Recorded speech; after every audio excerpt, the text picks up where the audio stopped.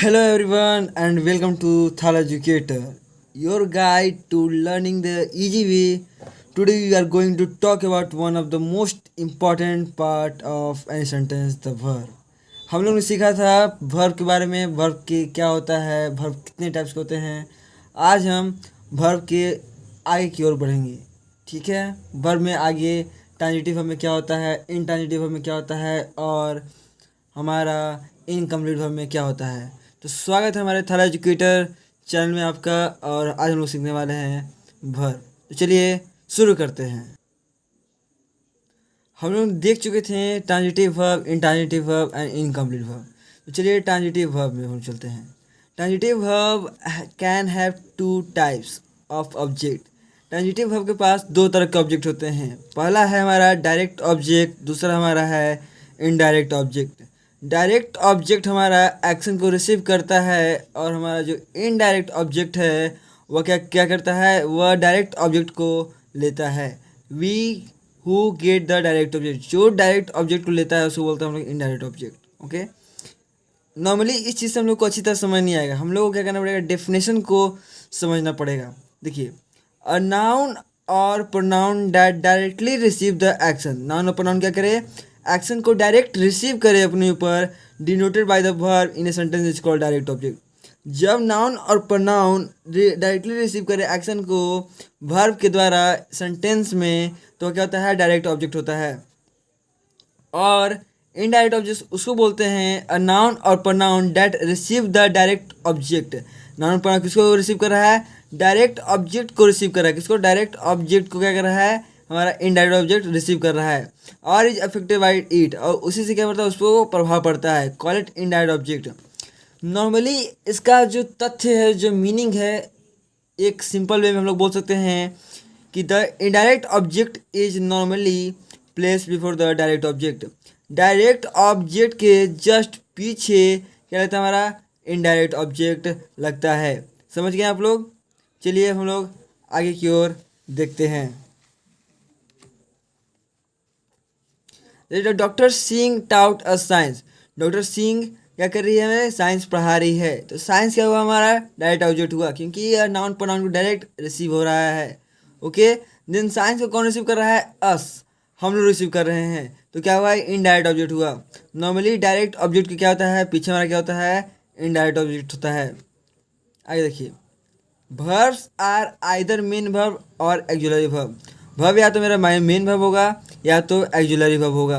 जैसे कि there 14 auxiliary verb: be, will, can, may, shall, ought to, must, have, would, could, might, should, use to, do. Okay. Note, we have some important topics about verb. Note, be, have, do are primary auxiliary verb. be, have और do क्या हमारा primary auxiliary verb है. हम लोग ध्यान रखेंगे कि जो हमारा be, have और do क्या हमारा प्राइमरी ऑक्सिलरी वर्ब है. They are special because they can be used both as auxiliary and as a main verb. जो मेरा be है, have है और do है, हमारा प्राइमरी ऑक्सिलरी वर्ब है, क्योंकि यह स्पेशल इसलिए है क्योंकि इसका जो एक्जुलरी वर्ब है, ये तो मेन वर्ब और एक्जुलरी वर्ब दोनों में वर्क करता है. जैसे बी का हिंदी होता है होना. ठीक है. बी जब हमारा मेन वर्ब में होता है तो उसका मीनिंग है होना, पर ये जब हमारा एक्जुलरी वर्ब में चला जाता है तो क्या होता है, वाज हो जाता है. ठीक है ना. मेन वर्ब में हैव का मतलब होता है पास, रखने के सेंस में. ठीक है. पर हमारा यही जब हमारा हैव हेल्पिंग वर्ब में लगता है तो क्या होता है, हमारा ये प्रेजेंट परफेक्ट में चला जाता है. ठीक है. डू भी होता है करना. ठीक है ना. पर यही हमारा जो डू हमारा प्रेजेंट इंडेफिनिट का निगेटिव या इंट्रोगेटिव सेंटेंस में यूज होता है. ठीक है. अब हम लोग देखेंगे मोडाल्स. मोडाल्स हमारा क्या है, वर्ब का एक पार्ट ही है. ठीक है ना. Modals are use to express idea like possibility, ability, permission, obligation, suggestion. ठीक है ना. जब कभी भी हमारा modal idea like possibility, ability, permission, obligation, suggestion को शो करे तो क्या होता है, हमारा मोडल्स होता है. ठीक है. चलिए आगे की ओर देखते हैं. Main verb and auxiliary verb. Main verb, the main action word in the sentence is called main verb. वैसी सेंटेंस में एक ऐसा वर्ड जो क्या हो, मेन काम कर रहा हो. ठीक है ना. कोई भी क्रिया कर रहा हो, जैसे सी सिंग ब्यूटीफुली, वह सुंदर गा रही है, ठीक है ना। तो लाइक क्या हुआ मेरा, जो सिंग्स हुआ क्या हुआ मेरा, मेन वर्ब हुआ। एक्जुलरी वर्ब या इसको बोलते हैं हम लोग helping verb. Help the main verb show tense voice and the mood. यह क्या करता है, यह मेन वर्ब की मदद करता है टेंस वॉइस और मूड को बनाने में। जैसे सी इज सिंगिंग, वह गा रही है। ही हैज़ ईटन, वह खा चुका है, ठीक है ना। तो ये क्या होता है हमारा हैज और इज क्या करता है हमारा, हेल्प करता है मेन वर्ब को टेंस वॉइस और मूड को शो करने में। प्राइमरी एक्जुलरी वर्ब अभी जस्ट अपने पीछे पढ़ा, बी हैव डू, क्या हमारा प्राइमरी एक्जुलरी वर्ब है, जो क्या होता है, इज होता है both meaning and helping verb में। ओके, अभी जस्ट हमने मॉडल भी पढ़ा था, model auxiliary express idea like possibility ability permission suggestion. Okay, like मतलब पॉसिबिलिटी दर्शाए, एबिलिटी दर्शाए, परमिशन शो करे या सजेशन शो करे, तो क्या होता है हमारा ये मॉडल्स होता है, ठीक है।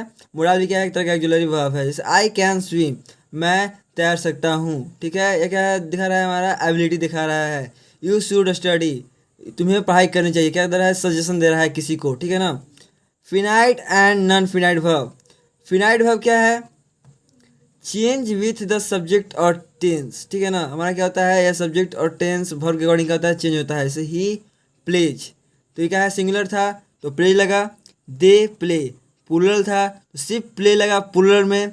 आई प्लेड, ठीक है, आई के साथ प्लेड लगा क्योंकि ये क्या था, पास्ट टेंस था। तो मेरा क्या हो रहा है, वर्ब के अकॉर्डिंग मेरा सब्जेक्ट और टेंस दोनों चेंज हो रहा है।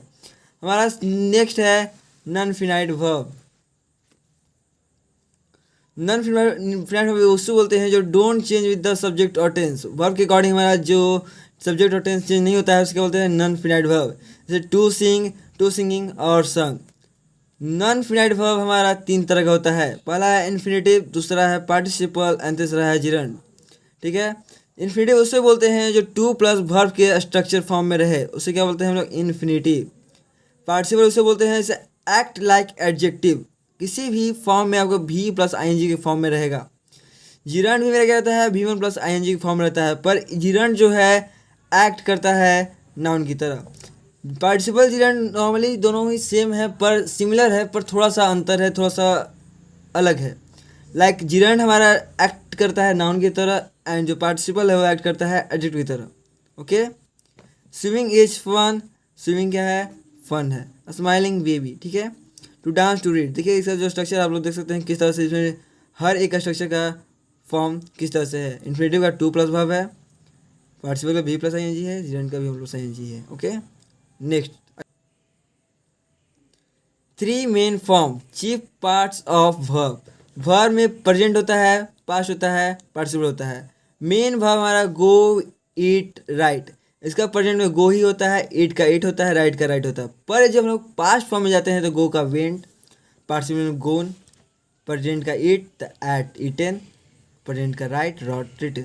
इसको हम लोग प्रेजेंट को मतलब V1 बेस फॉर्म, पास्ट को पास्ट फॉर्म V2 और V3 को पास्ट पार्टिसिपल फॉर्म बोलते हैं। ओके, अब हम लोग जानेंगे strong and weak verb. Strong and weak verb, weak verb as a regular verb, weak verb को हम लोग रेगुलर वर्ब भी बोलते हैं। They form their past tense by adding ed, d और t to the base form.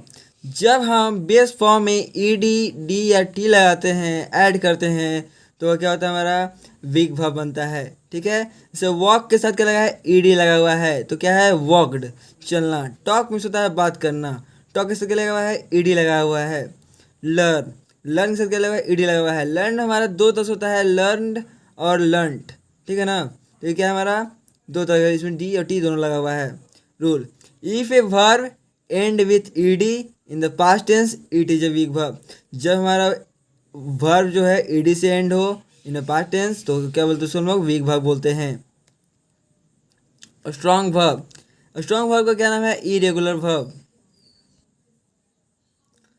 The change the vowel of the verb in the past and or past participle. Sometimes they do not use ed. At, sing, sang, sung, go, went, gone, take, took, taken. Like it is the normally basic say that जिसमें हमारा ed नहीं लगा हुआ हो वह क्या होता है, हमारा irregular verb होता है। जैसे sing का sang, sung, इसमें डी कहीं दिख रहा है, नहीं दिख रहा ना है, तो क्या होता है हमारा स्ट्रांग वर्ब होता है। सम ट्रबल सम वर्ब्स होते हैं, इस लाई ले। लाई और ले में क्या करते हैं हम लोग, अंतर करते हैं। जैसे लाई मीन्स होता है टू रेस्ट, एक लाई मीन्स होता है टू टेल अनट्रूथ, और ले मीन्स होता है टू प्लेस समथिंग, ठीक है ना, किसी जगह पे रखना या कोई चीज़ है, ठीक है। लाई मीन्स होता है रुकना या आराम करना। लाई मीन्स होता है अनट्रूथ, झूठ बोलना। तो लाई ले लेन, लाई लाइट लाइट, ले लेड लेड, ये सब क्या है, थोड़ा सा ट्रबल सम क्वेश्चन है, मतलब वर्ब जो क्या करता है हमें मुसीबत में डालता है समझने में। ओके, तो आपको वर्ब के बारे में पूरा समझ में आ गया। आज पूरे वर्ब के बारे में आपको सभी जानकारी दे दिए हैं। तो अगर आपको वीडियो अच्छा लगा हो तो वीडियो को लाइक करें, सब्सक्राइब करें, हमारे चैनल से इसी तरह जुड़े रहें। तो चलिए मिलते हैं कल नई वीडियो में। If you have any question, then you drop them in the comments below. Keep learning and I'll see you in the next video. Thank you.